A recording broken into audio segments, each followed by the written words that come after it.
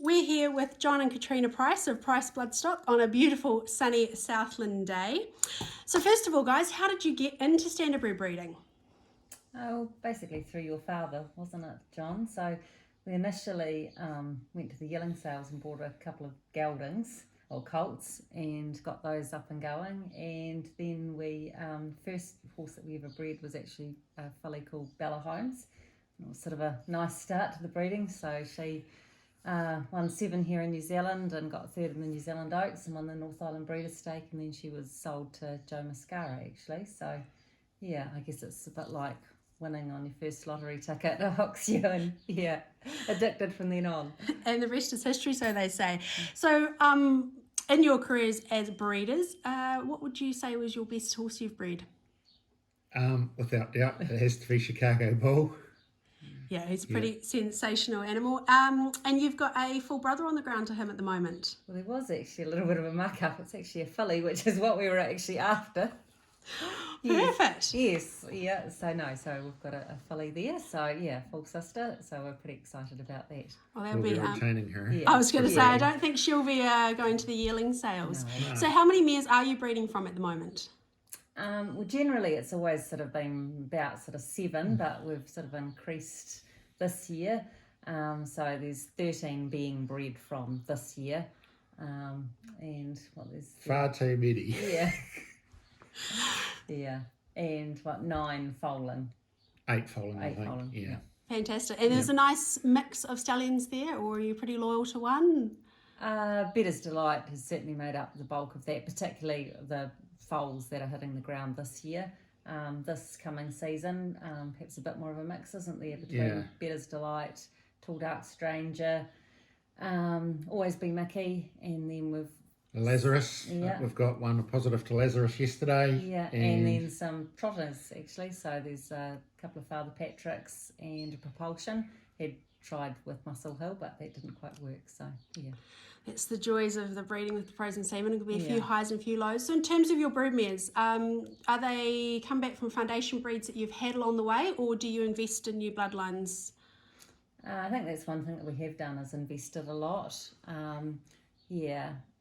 Sort of over the years. So our first initial model was that we went to the yearling sales and we sort of tried to buy, nicely bred fillies, what we could afford. That's how we started off with Chicago Blues, that we would race and then put onto the broodmare band.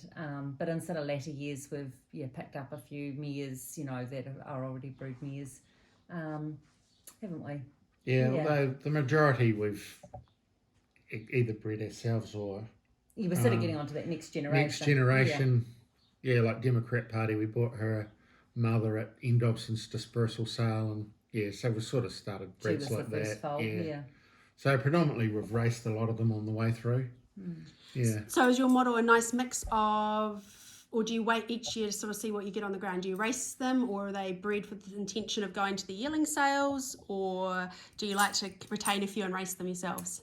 Initially, we were definitely bred to race all of ourselves, and particularly when you were working, was that the model was that, we kept the nice ones and raced them ourselves, but we've sort of changed that round a bit. Up until now, we've basically retained all of our fillies and raced them, and then we might have sold some as going horses. But probably with the numbers that we're getting on the ground now, some of the fillies will have to go through the sales. And we're sort of increasingly now, all of the colts will go to the sales.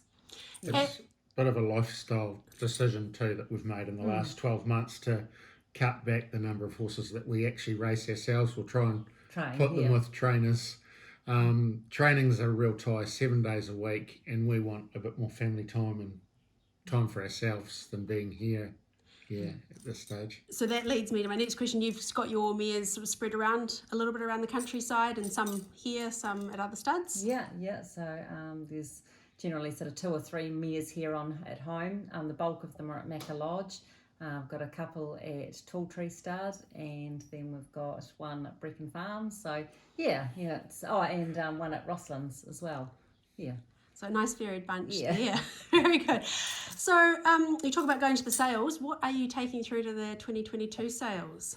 I've got 2 this year. So we've got a Father Patrick filly out of Chevron Express. So she's a mare that we picked up last year. And then we have got an Always Be Mickey colt out of Surprise Party.